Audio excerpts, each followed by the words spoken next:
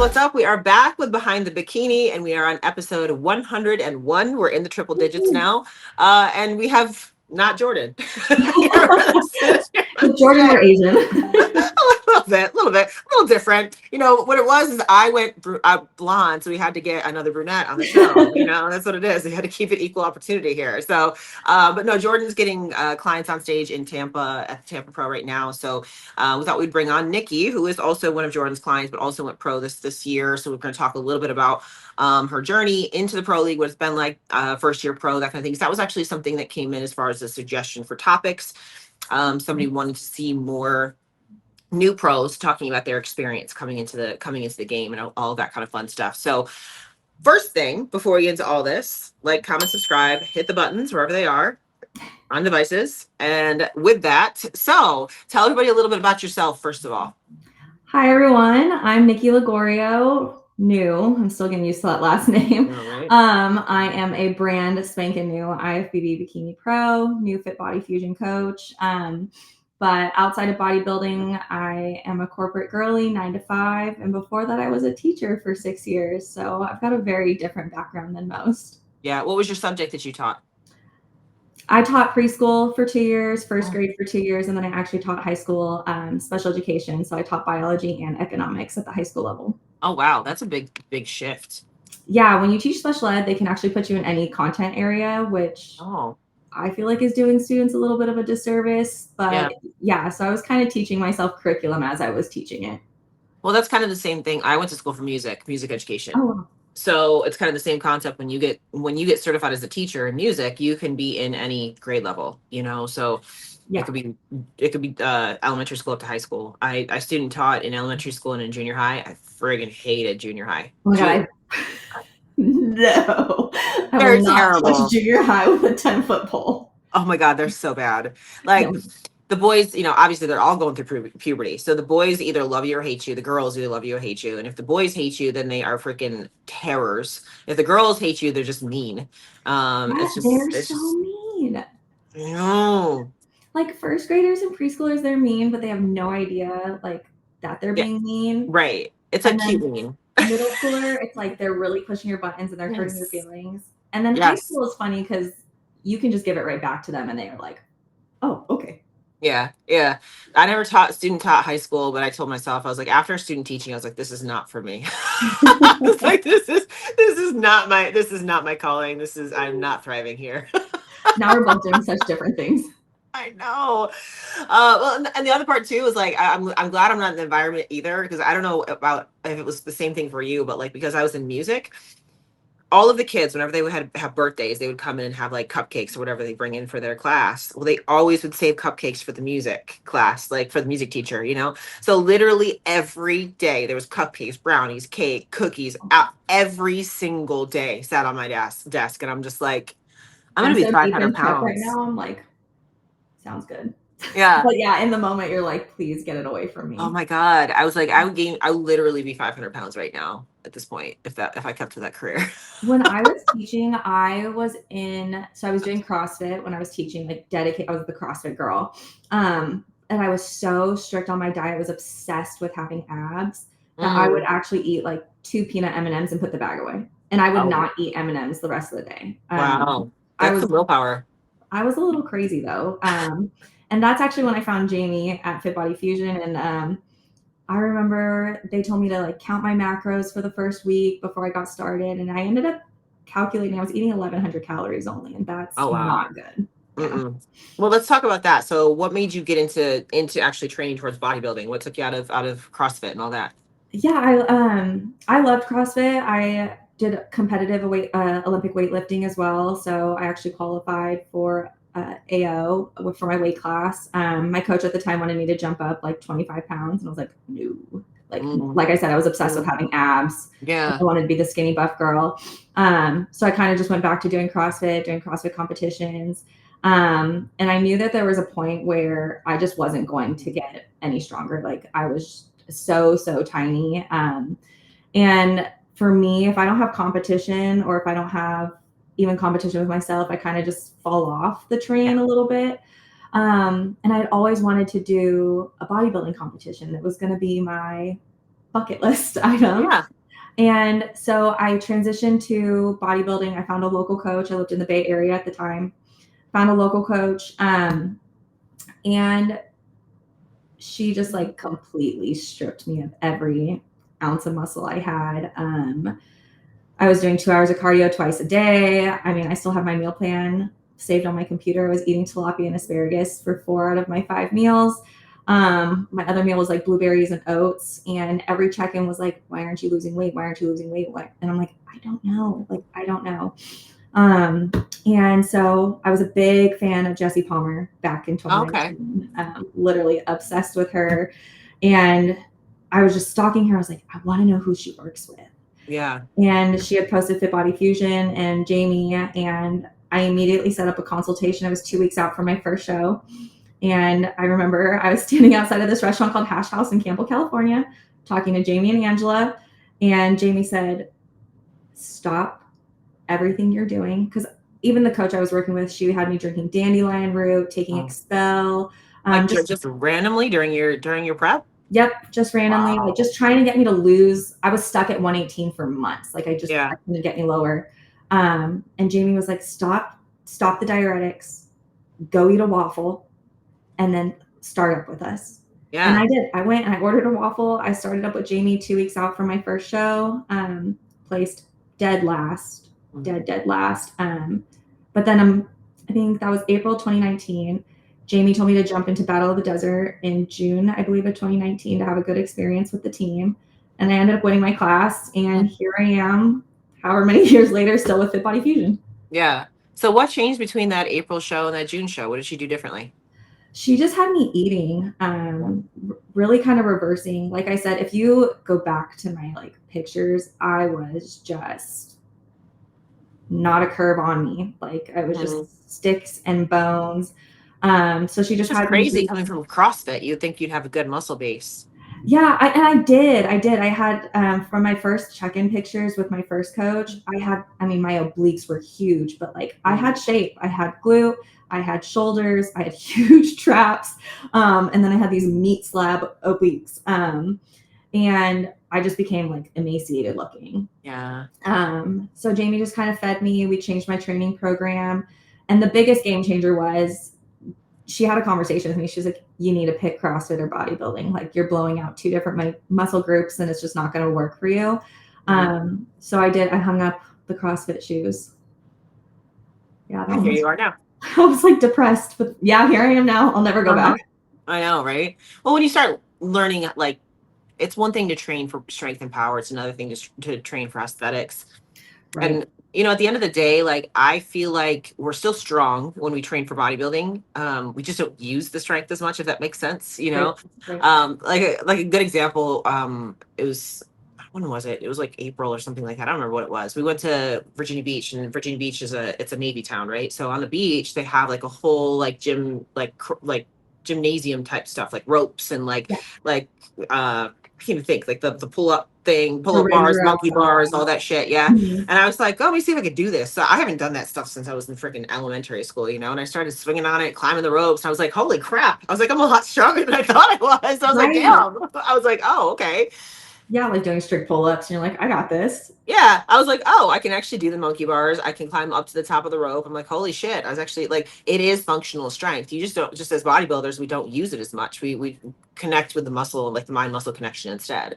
That was actually like the biggest game changer for me, is because I was so used to like kipping motions or being Yes. explosive or redlining. So I was like 1 rep maxing every time, like on shoulder press. I think I did dumbbell shoulder press at 40 pounds, like constantly. Oh, And wow. then like I was growing, but I wasn't growing at the same time, like not where we needed me to grow. And then it was like, slow it down, Mm-hmm. fix your form, stop kipping the motions. I actually tell my clients that now. I'm like, I know you're tired of me saying this, but go slower. Yeah. They're probably like, Yeah. excuse me, I go so slow. And I'm like, no, go Nope. slower. Go slower. Slower. That's always a way to increase the intensity when you're training. People don't realize, just go a little bit slower. That time under tension, man. That time under tension makes a huge, Right. huge difference. And it does make you stronger. I mean, muscle is going to be strong regardless, but like I said, like you just don't use that power and strength as much in our field. That's a good thing. It prevents injuries too. Yes, yeah. I actually dropped into a CrossFit class. I want to say it was about a year ago. Someone at my office goes and she was like, "Do you want to come lift with me?" I was like, sure. And we Hmm. did cleans. And I remember texting my husband after and I said, "I'm never coming back. Yeah. Like, my wrist Yeah. hurts, my knees hurt, my Yeah. collarbones hurt. Like, I'm not ever doing this again." Yep, absolutely. Now there was a somebody that was asking this question on Reddit a few days ago. She's a new competitor and she was asking how much coaches should be looking at your training. And that she's come from powerlifting and then she's going over to bodybuilding. And I said, well, if you were my client, I'd want to see your training all the time because I know for a fact you're going to be training wrong because you're going to be training for powerlifting moves versus bodybuilding. It's Right. two different things. Right. And I also have found like the little cues that I've learned, on a lat pull down, like squeezing my chest first so I can feel my Mhm. lats turn on and then like really pulling through the lats versus when I was in that CrossFit mentality. I mean, I was just whipping on that thing, like Yep. up Yep. and down, Momentum. It's up all and about down. momentum. Yeah, Yep. definitely. So I agree. Yeah. The videos are so important for feedback. 100%. 100%. And it's hard because it's a completely different way of training. It's a completely different way of changing your mindset and Right. understanding how you're supposed to hit it. Because most people that have never done it before don't know what they're supposed to feel. And that's the hardest part. Right. Exactly. Or they think like more weight is better. And it's like more weight is just more weight at some That's right. point. That's right. That's right. So, okay. So we start going into bodybuilding. You started working with Jamie. So you worked with her for how long? I worked with Jamie on and off from 2019. Actually, so I worked with Jamie in 2019. I took a break around 2021. Okay. I had my first like anxiety attack and I actually got diagnosed with panic disorder and Mm. depression. And so I took a break. I just like really needed to get my mental health in order. When I came back, I ended up switching to a different Fit Body Fusion coach who's no longer on the team. Just like cost wise, I was teaching and I Yeah. was not making a lot of money. Yeah. Um, so I switched coaches. I lasted with that coach for maybe 8 months. And then I really was like, I love the way Jamie and I communicated with one another. Again, I needed that like motherly kind of touch to the coaching for me. Hmm. And I wasn't getting that with the current coach I had. So after about 8 months, I switched back to Jamie and continued to work with her up until late October of 2024. And then Okay. I switched to Jordan. Okay. And that's something to be said too. Sometimes it's not even the coach is wrong. It's just that you just don't vibe with that coach, you know? Right, right. And it wasn't that the coach was bad at all, like you said. There were just like a couple things in my feedback that I was like, oof, like that one kind of hurt my feelings, even Yeah. though it wasn't meant to. Yep. So it was just like a difference of personalities that didn't work Yeah. for me. So why did you switch over to Jordan then after Jamie? Yeah, so that's a really great. I get asked that question often, actually. Yeah. So I switched to Jordan because I wanted to really take advantage of the fact that I was with her every single day. Like we were training together, we're hanging out all the time. Her eyes are on me all the time. Um, Her and Drew really broke down my form for me, even more than Jamie had done it. And that's just, again, just being with me in person. That's not to say that one person was better than the other. And I met Jordan a couple years ago. I met her at the Tahoe show. And I remember I was going in. Jamie's like, I want you to pose in front of us. And I was like, oh my God. Like, oh my God, I'm going to pose in front of Jordan Brandon. That's Holy funny. shit. Yeah, I was so panicky. I was so nervous. And we literally just hit it off. And we became like such good friends. They moved to Arizona. We moved Mhm. to Arizona. She told me where she was working out. So I just started going. And then we just kind of fell into lockstep with each other. And I really wanted to kind of get an experience with someone who was going to be with Mhm. me daily. And I mean, Yeah. it's worked. I mean, clearly it worked. And that's not to say that Jamie and Greg, they weren't a powerful duo. They absolutely were. I had an amazing season with them. I think I just missed my pro card by a couple spots, all three national shows that I did. And I won my amateur Olympia class. I just didn't win in the overall to get my pro card Mhm. at that show. So again, I've just had the privilege and the honor of working with three Yeah. amazing coaches Yeah. on this Well, team. I think that's important too, because like you said, I think some people are afraid of that as well. Like if they have a coaching experience on the team, they're afraid to say, I just feel like I want something different. You know what I mean? But in reality, like we are all there to kind of complement each other, meaning we all have different styles. We have different ways of coaching, and there's Right. nothing wrong with each way of coaching. It's just how you personally need to be taken care of, and that's it. And for some people, they don't want the hands-on 24/7 kind of attention like you want it. Right. Yeah, exactly. And just I'm in Arizona and I travel to Yeah. all the shows and everyone Yeah. travels to all the shows. So in a way I almost didn't really lose them Yeah. as my coaches either. It was just kind of like getting an extra Yeah. pair of eyes on me, which was So really you started awesome. working with Jordan too, like her content and everything like that as well. Did that make the dynamic different? It actually didn't. I think a lot of people, when you get into a dynamic like that with someone who's like your best friend and you mix work and coaching and then your friendship involved, it can Yeah. get a little dicey. But Jordan and I have such good communication with one another, and I think we just have so much respect for one another that it Yeah. works really well. We're able to really talk openly and communicate without hurting each other's feelings, or if we say something that's a little bit abrasive, we're just kind of like, okay, and Yeah. moving on. But yeah, it's been really cool. We learn on or we lean on each other for our different strengths and what we bring to each other. Obviously she is the expert in the coaching space for me, and I trust her fully. And I think she does the same Yeah. with the content. She never gives me instruction or anything like that. She's like, it's your That's vision, go good. for And it. that's hard too, because I know I've had lots of people I've tried to bring on is like, editing my content, stuff like that, but they don't share the same voice, right? They don't share the same vision. So it just comes off Right. looking like disjointed almost. Yeah. And like, I think the one thing too is, when it comes to competing, Jordan Yeah. wants me to win. She wants me to be up there with her. I mean, I'm sure if she could get me an O Yes. qualification, she would.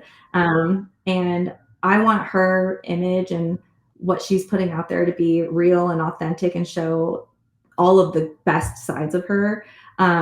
And so I just think that because of that genuine interest in one another in the best way, it Well, I works think really this is well. something that we can talk about too, because I know I've heard this as a complaint or a question before.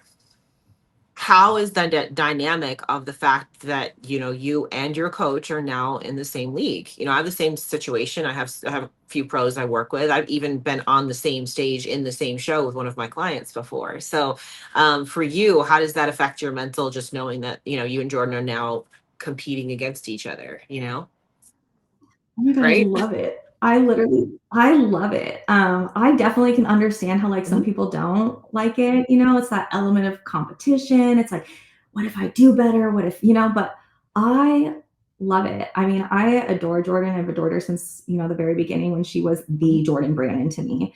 And I do plan on doing a show with her. And to me, like, it is just Yeah. an honor to be up there with her. I don't care how well I do. I actually joked with her. I was like, when I do the show with you, I should register under Nikki Chase so that we can Oh stand next to each yeah, other and that's just so get funny. photos. Yeah.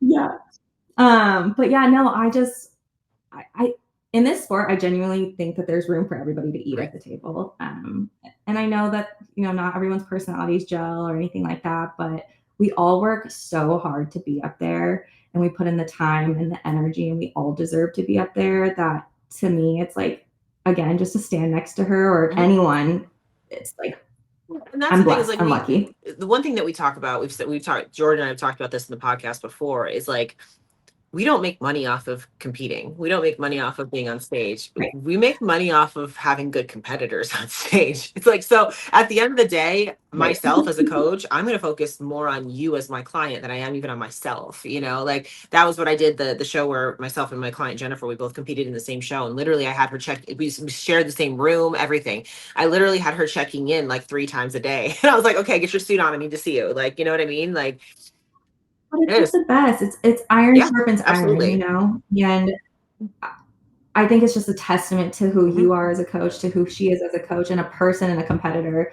Like, I don't know, why wouldn't you want to make someone Yeah. get better? It is a reflection of 100%. you, honestly, but it's also just to share the joy with Hundred people. I percent, think that's what hundred this sport's percent, and all like, about. and I always think back. I'm like, I'm sitting there thinking in my head too of the like the opposing views, and I'm like, okay, what good would it do me to sabotage my own client? Because, like, first of all, I was like, if she looks like shit, that's going to reflect badly on me as a coach. That's the first thing. Second thing, that doesn't mean I'm going to do any better. You know, like, I only have Right. control over that one competitor, so there could be 50 other girls in that show that look better. So literally, this does not make any sense for me to do anything that's going to harm her. You know what I mean? Like, doesn't make any sense. Right. And you don't get to make the No, choice at the end of the day. We no, never do, right? You know, I could step up on stage with 5 Olympians and beat them, and then, everyone's mad, but it's like, that's not in my control. Or, as it has happened, I yeah, get dead last next to all these yeah, IFBB pros. And then it's like, yeah. okay, no That's control right. over I mean, that you either. just showed up that day, and that's what happened. You know. So let's Right. go into that. So you won your pro card this year. Which show was it that you won your pro card at?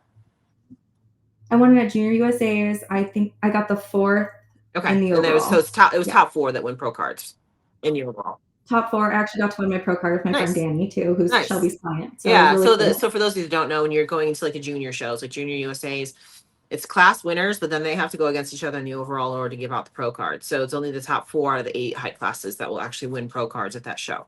It changes depending on the number of height classes and divisions, all that kind of stuff. But that's what it currently is at Junior USA. So you not only have to win your class, but you do have to win top 4 in the overall as well. So you did that, and then what was the conversation right after the show?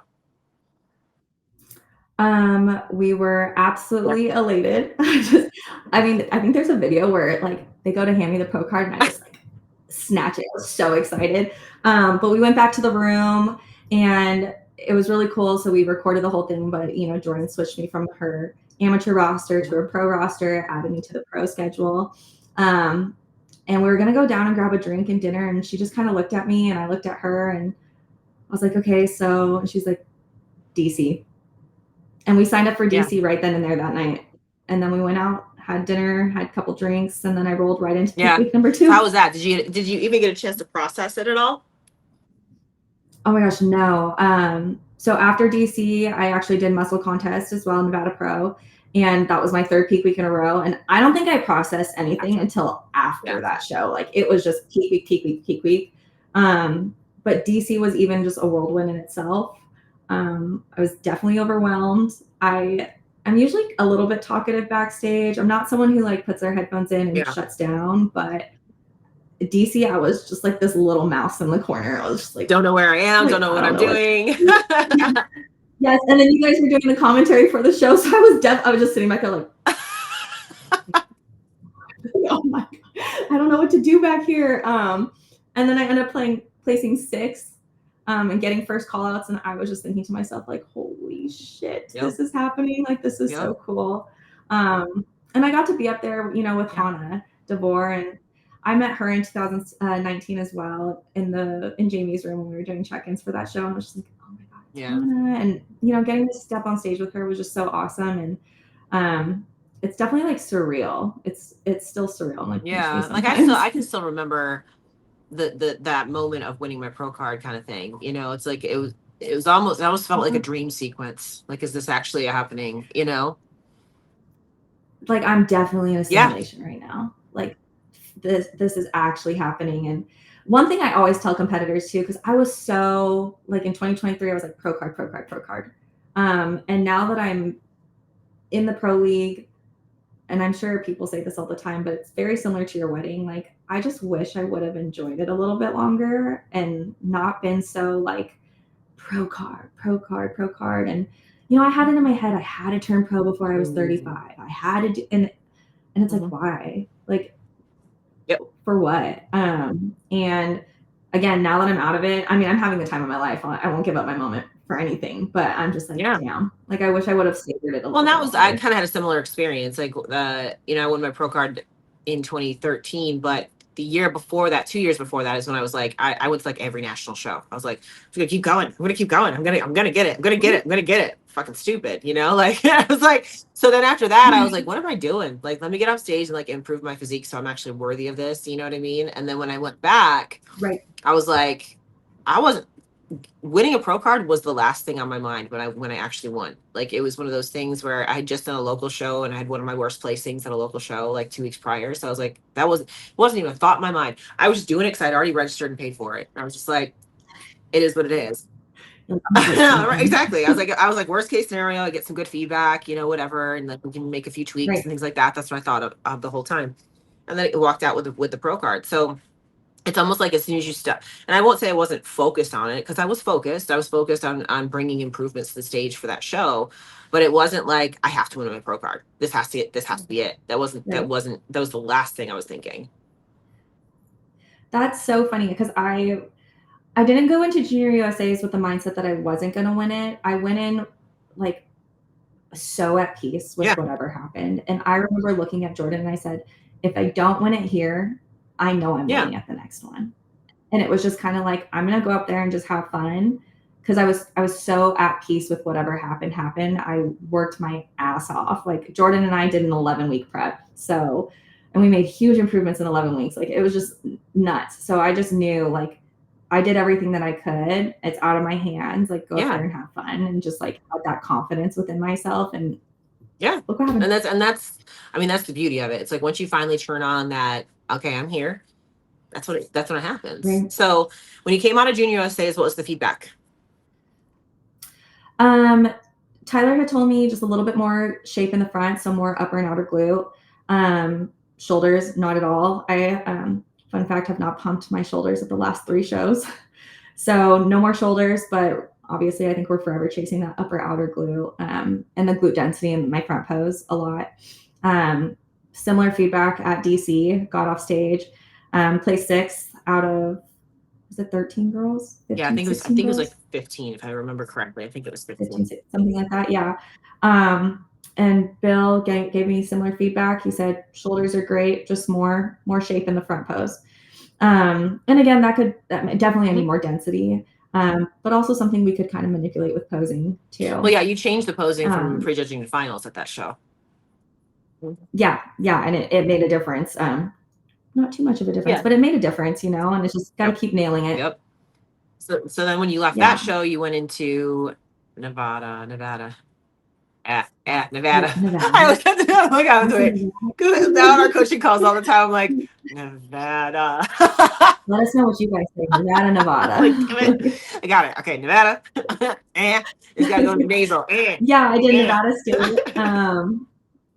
And I got second to dead last in that one, which is, I thought it was my best. I mean, it was my best today. We were Mhm, full, like mhm. full. And the feedback was a little interesting. So what was it? We, one of the judges said conditioning was Okay. perfect. But he needed to see more in my glutes, but like didn't really describe what more meant. And then told me maybe I just train incorrectly, That you which what? was so funny to have Jordan.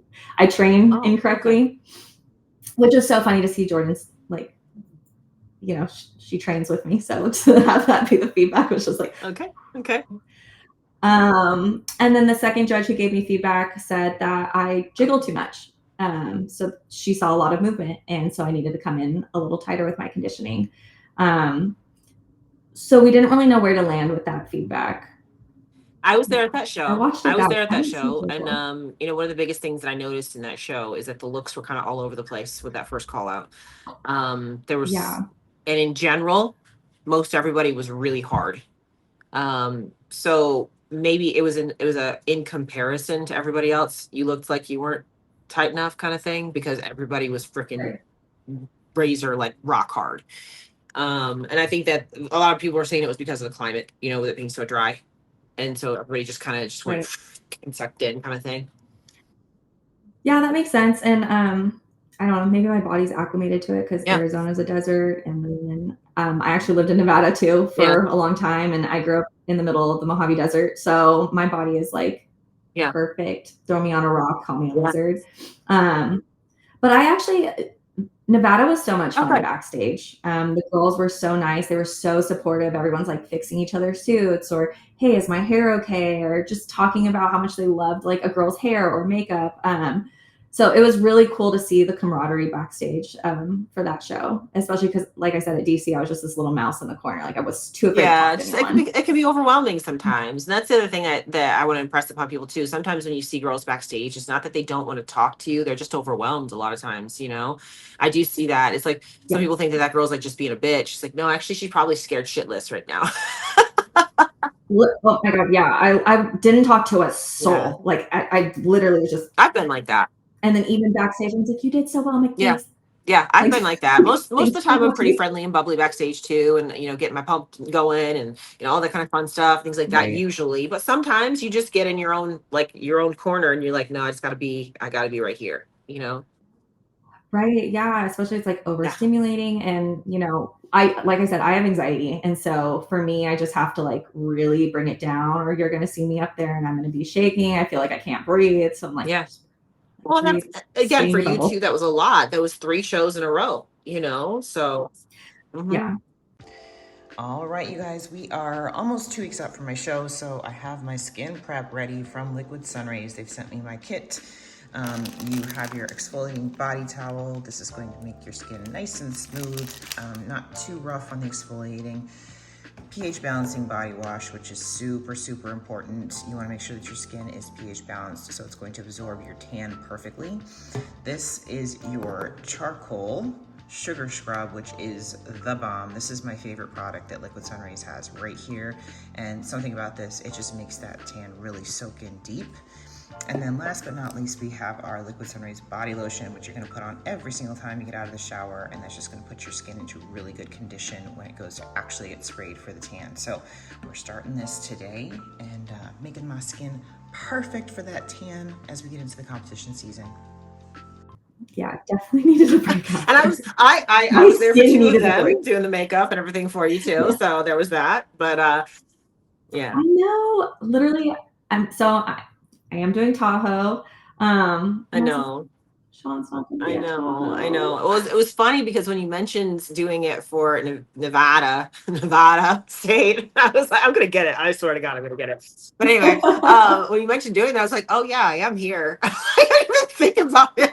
I was like, I'm just, please, I really like I'm like, it. I'm just I so really used to like the my East makeup. Coast shows and the East Coast like show schedule and stuff, and I'm just like, oh, yeah, I'm literally right down the street. Yeah, I could do that, no problem.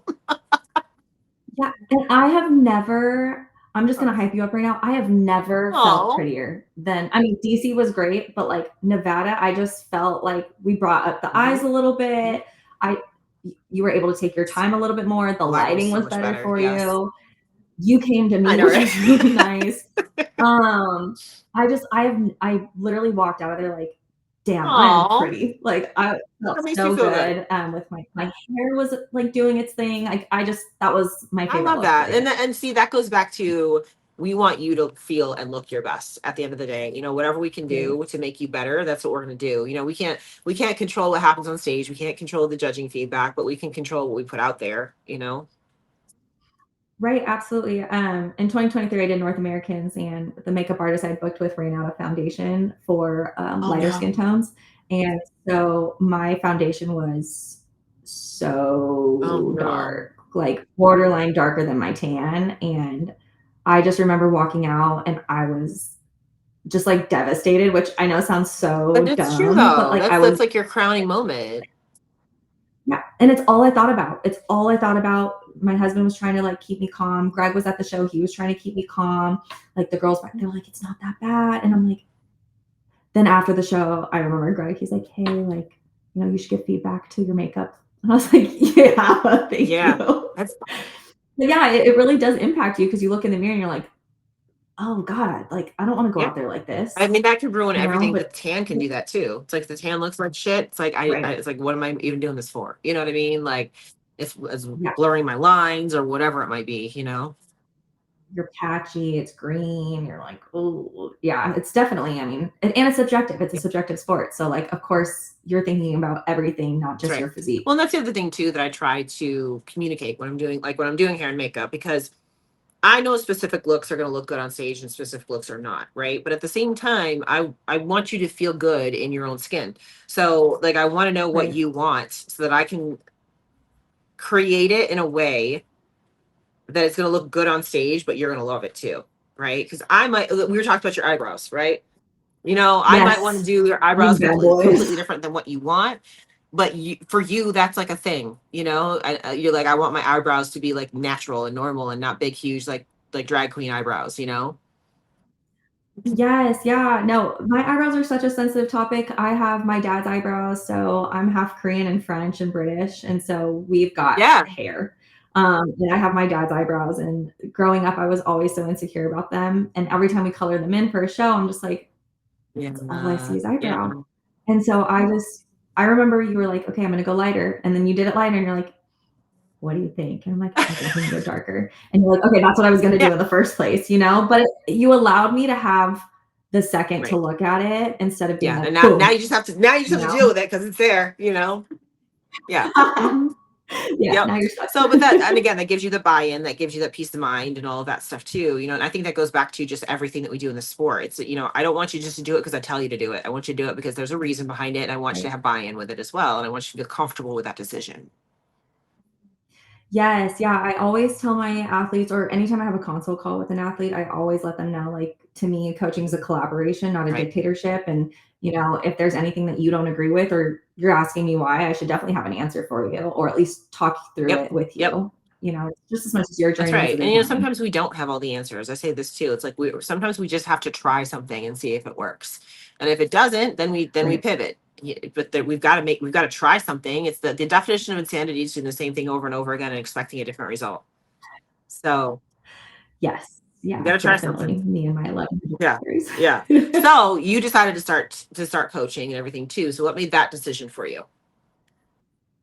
I've always really loved coaching. When I was teaching, I actually coached cross country and track and field for the high school boys team that I taught at. And I loved it. Then I coached CrossFit for a little bit. I worked at Core Power Yoga for a little bit and was going to get my yoga cert. I love seeing people reach their goals. I'm like a proud mom in that way. And I think it's because I have that experience teaching. And so watching people just like accomplish things makes me feel fulfilled. Again, I work a corporate job. I do have that 9 to 5, and it's one of the better tech jobs I could ever ask for. So I have no complaints there, but it's definitely in an industry that I don't have like a spark for. I am in the AI space, and again, just being a teacher, I don't really like AI Yeah. too much. I just think it's pretty devastating to education. But with that said, is I really missed feeling fulfilled at work. I miss using my brain differently and connecting with people in a way that was impactful. So I remember kind of having the conversation a couple years ago, like, I'd love to coach at some point, yada, yada, yada. There wasn't room on the team for a coach at the time, or a need. And I just kind of stayed the course and really poured into Fit Body Fusion. I love this team. So whether I was coaching for it or not, I wasn't going anywhere. I guess if you could call me a team mascot, I would have been. Like, I just live and breathe for this team. I love what we do Yeah. for people. And so when the opportunity presented itself, it was just kind of a no-brainer for me. I was like, Mhm. absolutely. Like, and hopefully at some point this is a full-time thing for me. I know that it's a climb. You got to get clients. Your clients have to do well, things like that. But, so far I love making a difference. And then before I was actually coaching, I was doing content for the girls on the team. I'd always send it out like, hey, I'm going to be at this show. Do you want content? Work with me. And I got to be a part of everyone's journey in a different way doing that too. So it's really Yeah. special. I love it. It's interesting too, because you got to find your niche as a coach too, right? Because, I kind of same Right. thing as me. I had an education background, so I actually really love teaching people. But the difference is that instead of teaching in the public school system, teaching now to people who actually want to be taught. You know what I mean? There's a difference. It's like when they come to us as clients, it's because they want to take that next step and they want to improve, which is half the Right. battle. That's half the battle. And I'll be honest, like over the last year or so, I've really started to gravitate more towards lifestyle clients than I have even competitive clients, because I feel like you were just saying, that satisfaction aspect, like I'm seeing women get stronger for their everyday lives, and like, it's impacting Yeah. their everyday life and just how they feel every day and how they're looked at every day and how they look at themselves every day and things like that. And to me, that's for me is more rewarding than getting somebody a trophy. You know what I mean? Yeah, I mean, when you get those text messages like, "Oh, I put on my Yeah. jeans and nothing's hanging over," you're just like, "Hell yeah, Hmm. dude," you know?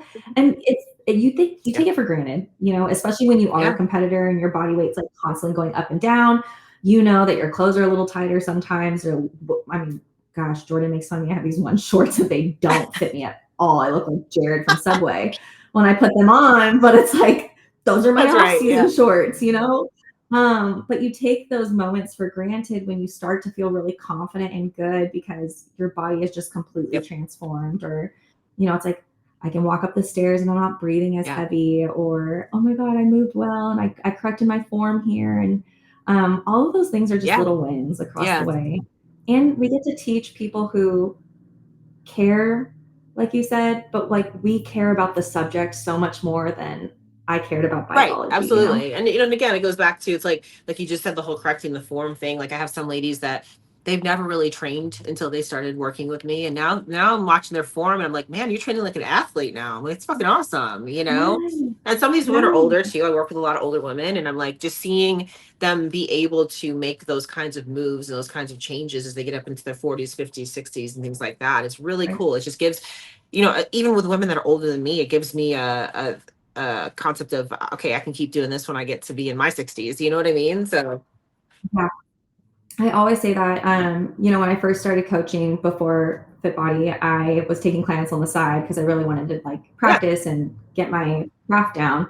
And I was taking on free clients, you know, my dad wanted to lose weight, my friends, all that stuff. And I always just said, like, do it now before yeah, you can't. So it's kind of like what you said. It's like continue to move, continue to be strong well into your like 60s yep, and further. And then it's always really cool when you get those lifestyle clients that are like, I think I I want to know. do a Yeah, show, you know, and then they present their hard work. And I don't know, it's just so cool. You have it's no true. And excuse. actually, so when the whole fit model division came out, I had a handful of them be like, I want to do a show now. And I'm like, okay, cool, awesome. We're moving in this direction. Might as well. Let's keep going. Yeah, I love it. I think Fit Model really opened the door for a lot of people. And like I said, sometimes it's just about showcasing your Absolutely, hard work, and you should be 100%. proud. Not, like I said, it's not even about the trophy. It's just about being able to do it. Period. Right. Right, right, right. Every time I see anyone that's older up there, you know, you even have people who have Parkinson's up there, or, you know, they're in a wheelchair or something. It's like you have That's no right. excuse. Like you're standing in your own way at that point. And that's not to push anyone. Like if you don't want to be Right. up there, you don't want to be up there. You don't want this lifestyle, you don't have to have it. But you know, if you do want more and better for yourself, like there's people out there that have a Right. million That's right. excuses For and they're doing it. every reason to do something, there's five others not to. So which direction do you Right. want to go?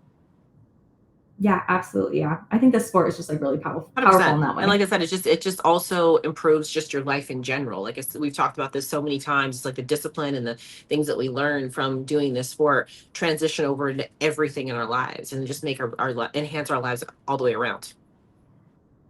Yeah, Yeah. definitely agree with that. So Yeah. with that, so you did Nevada State, and got a little bit of a break. So Tahoe's coming up. What are you changing going into Yeah. Tahoe? So I will say muscle contest did a number on me mentally a little bit. And for me, getting feedback that didn't really like give me a direction to go in, I just didn't know what to do. And it kind of left me floundering a little. So I I was working hard. I was showing up, checking my boxes. I was just kind of on autopilot. And that was kind of the thing that switched between going into Junior USA's or even DC versus Tahoe is I think I convinced myself that I wasn't having fun. And it wasn't about, I think 2 weeks ago, Jordan was like, Hmm. what's happening?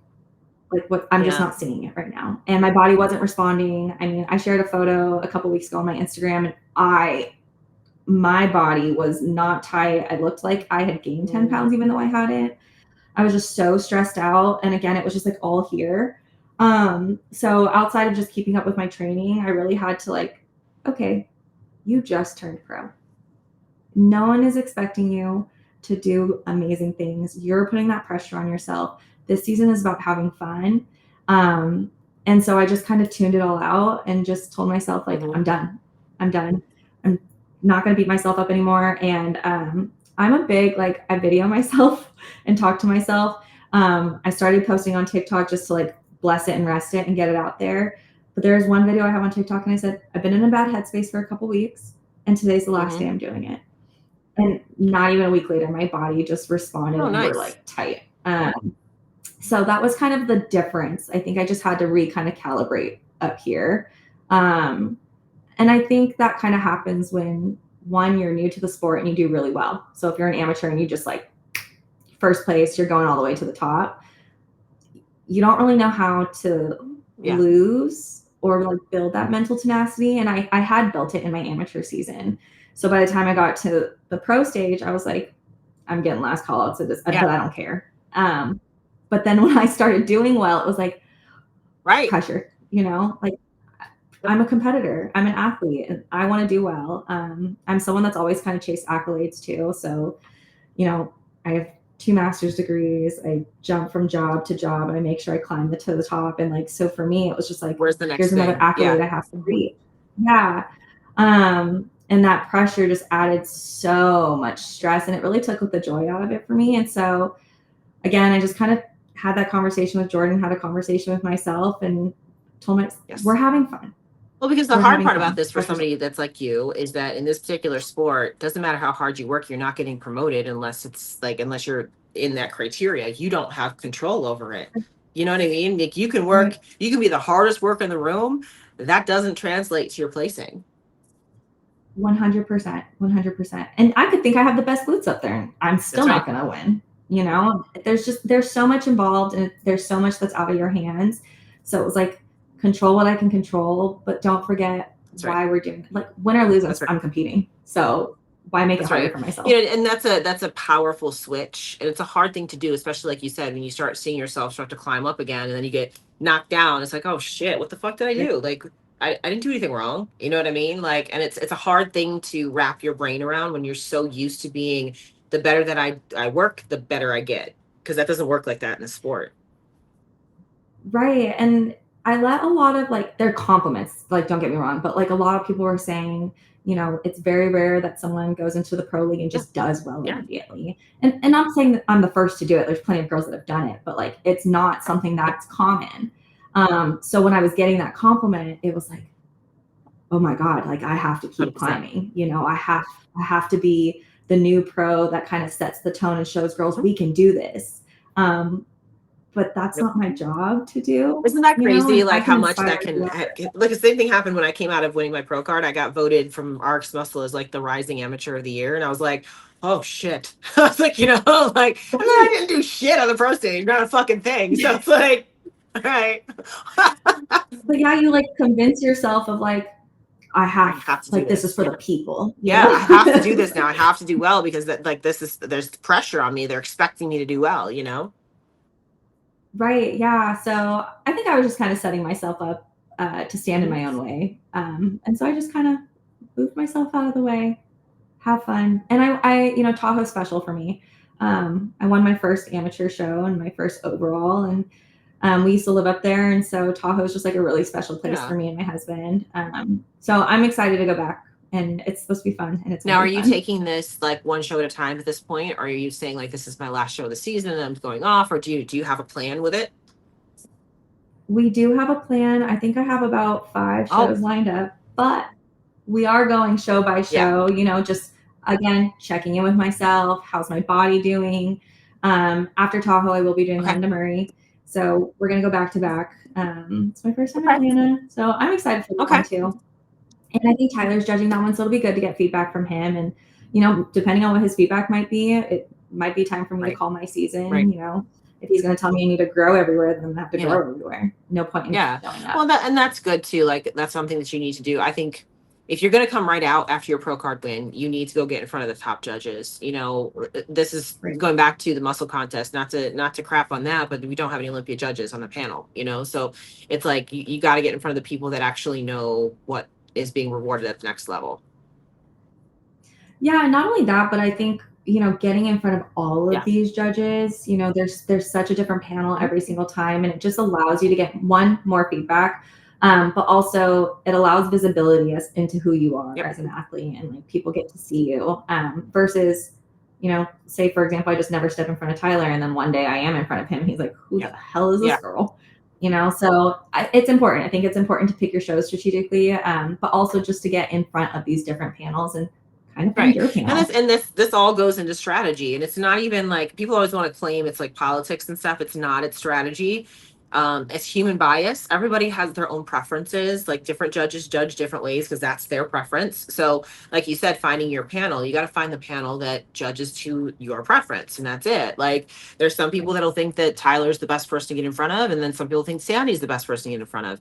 It just depends on your physique, your look, your overall presence on stage, and what they prefer and what they go towards rewarding. They're still rewarding the criteria, but again, everybody has a specific preference. It's like preferring blondes to brunettes or brunettes to redheads. You know, it's the same thing. It's just a preference. Not one is wrong or better. It's just a preference. Right. And that's actually like one thing I have to work on too. You know, I do believe that I have the physique to be on the stage right now, but I don't have Wow. that like Yeah, swag, that I agree sex with that. appeal. Like I don't have the polish. And so that's just something that I'm working on. And I know it'll come with time. But also again, just like refining that confidence in my physique now that I'm up Yep. there at the pros. Absolutely. And I agree with that too, because like one of the things, and I told you this too, because you asked me for feedback. I was like, you just Yep. need to kind of amp up the overall presence. And I think working on that front pose specifically, you know, is it. That probably goes to the overall confidence as well, because you're not really sure what you're supposed to be hitting there. So that Right. messes with the confidence here when you don't know how your body's supposed to be positioned.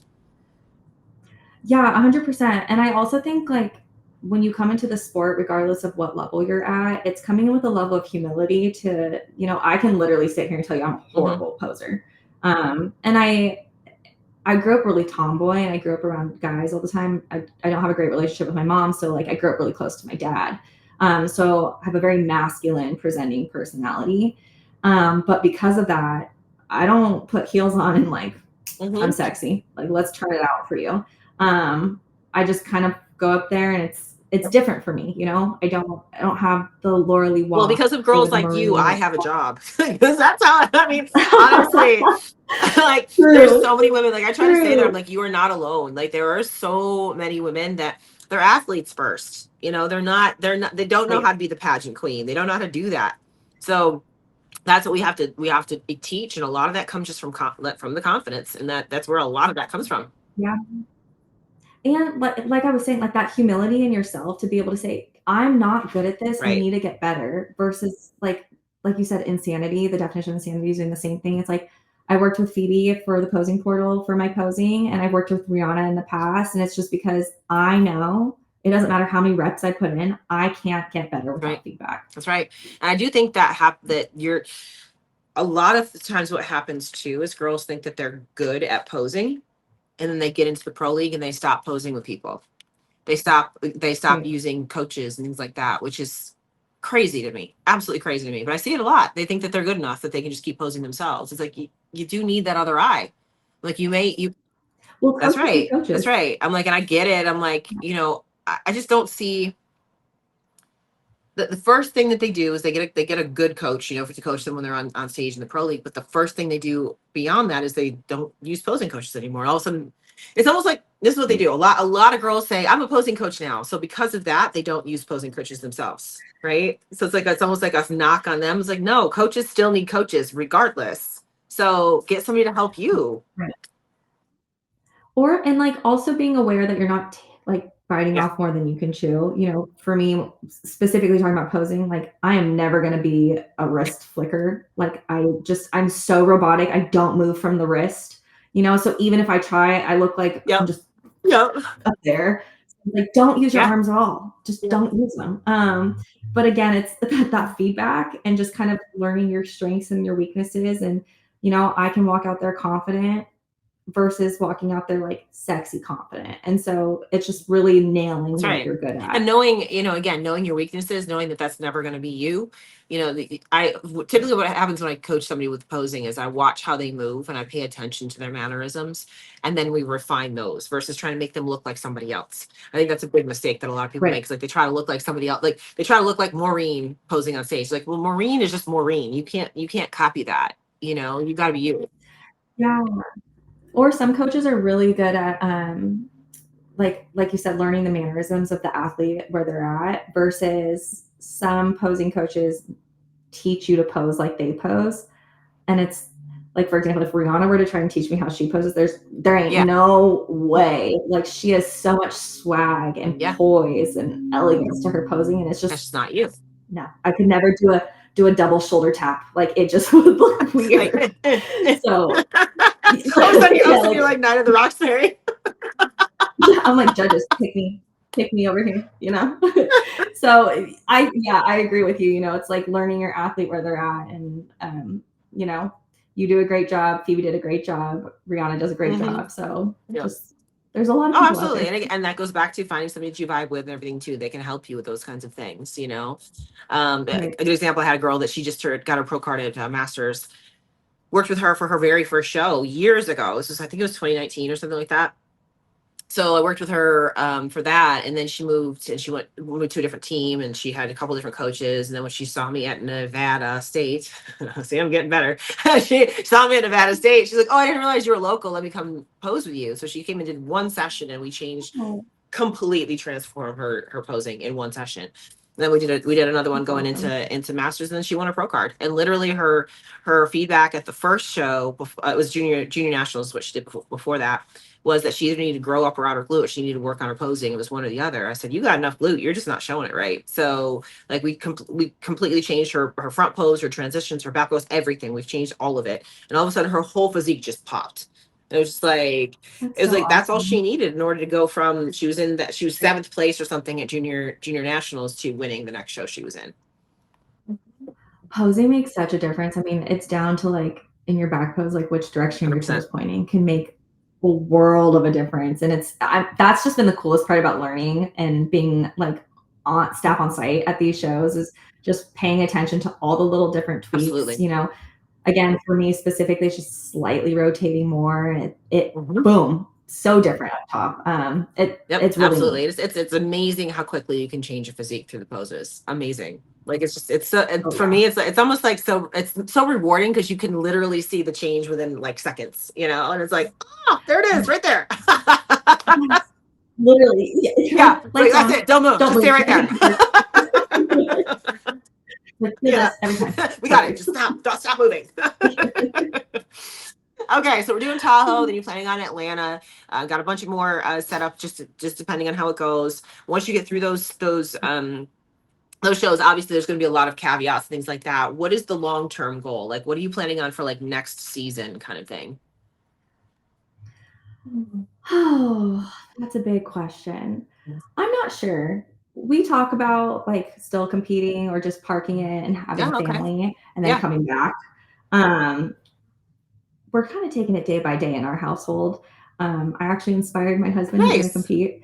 So he's going to do his first show in November. We're toying with the idea of maybe me competing in November with him just so that we have that experience together. But again, just like kind of waiting to see what my body does. And then, you know, our original plan was to like park it and have a kid, or try to.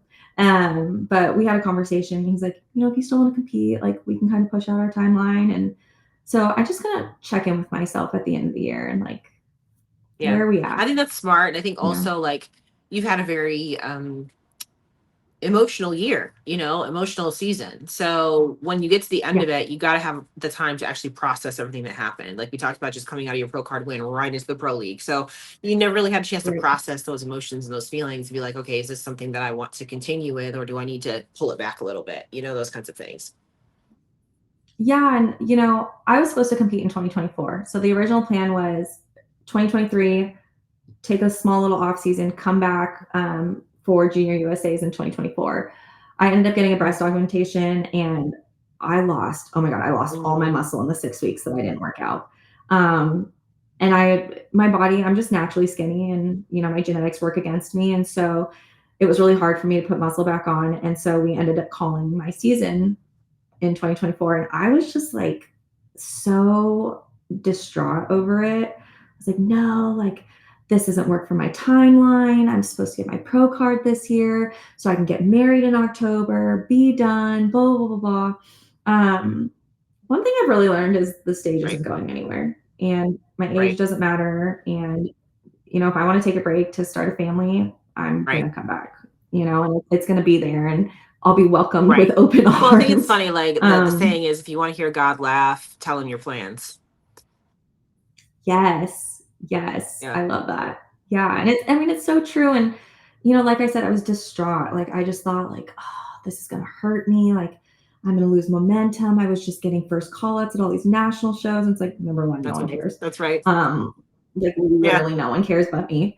And it was there. Like, it was there the second I was ready to come back. And so I think taking that time away was actually really good for me too. It was good for my mental. I was able to focus on my wedding. We had some family stuff going on. So I was able to get my life Mhm. before I threw myself into prep, which I always say, like, if you're stressed out, the last thing you need to be doing is jumping into a prep. Yes, absolutely. Absolutely. Because it's stressful on your body. It's stressful on your new marriage. It's stressful on all of those things, you know? So no, that's a smart thing to do. And like you said, it's not going anywhere. I mean, I've been competing for, for almost 20 years at this point. So it's like, you know, it's just, you just start to realize like, okay, this really is not going to go anywhere. It's going to be here, you know? Right, and you can do it at any age, and that's what I've been noticing, like, there's a lot of influencers that are competing right now, and they're young, they're, like, 22, 23 years old, and, you know, I hear some of their stories or things like that, and they're so afraid to take an off season. It's like, dude, if you need to take 2 years off, Right. take the like, it'll That's be right. good for you. It'll be so good for you, and you're so young, you have such a long time in the sport, and, I mean, as do us, you know, I'm gonna be 32 in September, so I'm not a young spring chicken, but, you know, the sport's going to be there. And just because I turned 35 doesn't mean I can't compete in the open. There's just all these things that you think about that That's actually right. aren't You know, true. and then that's the funny part too. It's like actually the girls that are anywhere from like 35 to 40 are doing better because of the muscle maturity. Mm-hmm. They are Mm-hmm. killing it. Like Jordan's client, Holly, I did content for her going into Junior Nats weekend. And I just remember us having a conversation. She's like, I'm a little nervous. You know, I'm not 20 like you girls. And I said, I'm Yeah. not 20. And she's Yeah. like, what? It's like, I'm not 20. And, you know, and it just gave her a different perspective. And it made me feel really proud because it's like, you know, Holly's 40 and she earned her pro Right. card in an open That's right. league. And like, I'm 32. I won my pro Yep. card in an open league. My friend Danny is a couple years older than me and she won her pro card in Mm-hmm. an open league. And, you know, again, it really doesn't matter. You're just putting pressure on yourself that Yeah. doesn't need to be And the other there. part is that those years that you take off go really, really fast. Like it sounds Oh like a my year's a long time. It's not. It's not a long God. time at No. all. Yeah. I mean, I can't believe summer's already I over know. this year. Like, holy I was talking crap. to somebody the other day. It's like, oh yeah, football starts this week. I was like, Jesus, you're right. Oh my God. Like son of a bitch. I was like, damn. Yeah, it's crazy. Oh, slow Crazy. down. I mean, like Literally slow down. I Yeah, it started just goes out by here faster. in December and coming out to Vegas. I'm like, oh my God, like we're already 7 months, 8 months in, something that whatever it is. So what are we? We're still 8? Yeah. Almost Almost August. 9 months in right now. Oh, I'm gonna be 32 in a month and a half. Wait, when's your birthday? Oh, September 9th. I'm Oh, Virgo. September 20th. So I was like, wait, you said month and a half. Wait. I was like, Virgos. yeah, I'll be Yes, 44. yes. So September yeah, birthdays are the Virgos are the best. best. Just plain and simple Virgos are the Yeah. best. So We're a little mean, brush but your it's shoulder okay. off. Yeah, But it's the fine. other Don't part of it ask. too is Don't like make it worse. I'm like I look at like I do still do photo shoots, still all that stuff, and I'm like I look better now than I did when I was in my 30s. I'm like it's crazy. Yes. I, you know, it's funny. I grew up, my mom, oh, she hated turning older. Like every year was so emotional. Birthdays were so emotional. She was like, oh, I just don't want to be old. I don't want to be Yeah. old. And so I kind of grew up like, I'm not gonna lie. I told my mom had me at 21. So I was like, 22, I'm having kids. I'm gonna be married. If I had a child at Oh 22, my we God. would not There's no way. be in a good There's place no right way. I'm now. like I don't know how people do it now. I'm like I'm still too young to have kids. Right. But 30 has been so Yeah. cool. Like it's been really, really cool. And I think you enter your 30s and I think this sport has helped me actually, but I just entered and had this new wave of 100%. confidence to me and like who I was becoming and didn't care what anyone said about me, don't care what anyone thinks about me. I'm just going to show up as who I am. And, you know, if I rub some people the wrong Hmm. way, that's okay. The people who Right. love me. And, you know, I'm just becoming someone I'm really proud of. And that's something to be said about your 30s. And I heard your 40s are even I was just better. gonna say that. I was like, that for me, like, yes, I felt that in 30s, but even more so when I hit 40. It was just like this whole new lease on life. It was like, oh, I'm finally me. I'm finally who I want to be at this point. Right. I listened to a podcast yesterday and he said that your 40s is when life starts. Everything else is just research. True. So It's like you start to realize like this is what I actually want to do. And in your for me, I became more thankful for what I had. You know, like material things for me don't matter anymore. Like simplified life is better for me. You know, just in that the older I get, the more that I'm realizing that it's the time you spend doing the things that you love and with the people that you love and things like that. Those are the things that matter the most. And I know it sounds really cliche and all that kind of stuff, but it's the truth. And like as I've gotten older, I've learned to back down a little bit on chasing the accolades and chasing the what's next, what's the bigger, better deal and things like that. That's not what I'm looking for now. I'm just looking to enjoy my everyday life. Because the other thing too, as you get older, is you start to realize like we're blessed to even be here. There's women that I went to school with and guys that I went to school with that are passing away. It's like because they didn't take care of themselves, you know, whatever it might be. But it's like that could literally be over with in a heartbeat, like literally that quick. Would you be happy with how you spent your last couple of days? And I think about that all the time. I think about it all the time. I'm like, I need to be doing stuff today that I'd be happy about if I didn't have it tomorrow. 1000%. Yeah. I grew up in a really small town too. Like my graduating class was 103 people. 175 in mine. I just told myself, isn't that nuts? And then when I taught, it was like 500 kids in the high school. I'm like, holy shit.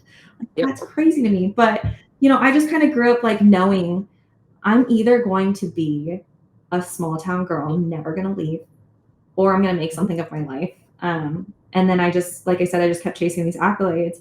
But now I'm in a place where it's like, I'm willing to take a risk to be a coach and to like dive into the sport a little bit more and change the direction of my life. Once again, I've done it a few other times, but you know, 30s and 40s, it's like you said, your life like really starts and you get to really choose the course of it. And like the person that you're going to become and the people that you're around make all the difference. And you're allowed to have a say in that. I think you allow yourself to have more of a say. You start forgetting what, not that like you said, your mom was always about the whole aging thing. So that was something that was always in the back of your head. So you start allowing yourself to think beyond that. Be like, there is life outside of that. I don't have to go by that standard and that structure. 100%. Yeah, cool. Definitely. Well, I think that's a great place to end this out. That was great. So I really appreciate you coming on today and kind of filling in for your bestie and your coach. So it worked out well, right? Yeah, thanks for having me. It's my first podcast. I was so nervous. We sat and talked through makeup. How many times now? I know. It's like, I'm like, don't say anything wrong. Don't say anything dumb. No, you get to the point where I've said so much shit on here. I'm like, I don't care. No, I love this podcast. It was the first great one to start with. I listen to it when I work out, actually, because it keeps me kind of focused on my workout. So I will be on this podcast as many times as you want. I love it. Well, enjoy the rest of your day today. Do you have more clients to get the check-ins done and all that kind of fun stuff? Got all my check-ins done. I have a posing call a little bit later this afternoon, and then it's my rest day. So I'm going to take a Pilates class. Same. I'm doing Pilates as well. Same. I love it. All right, girl. Well, thank you so much for joining our 101th. I don't know how you say that. 101st. That's how you say that. Yeah. my blonde is really coming through. Okay, 101st episode of Behind the Bikini. And to all of you guys out there listening, thank you so much for all your support as always. And like, comment, subscribe. And for Behind the Bikini, we are out. Bye, guys.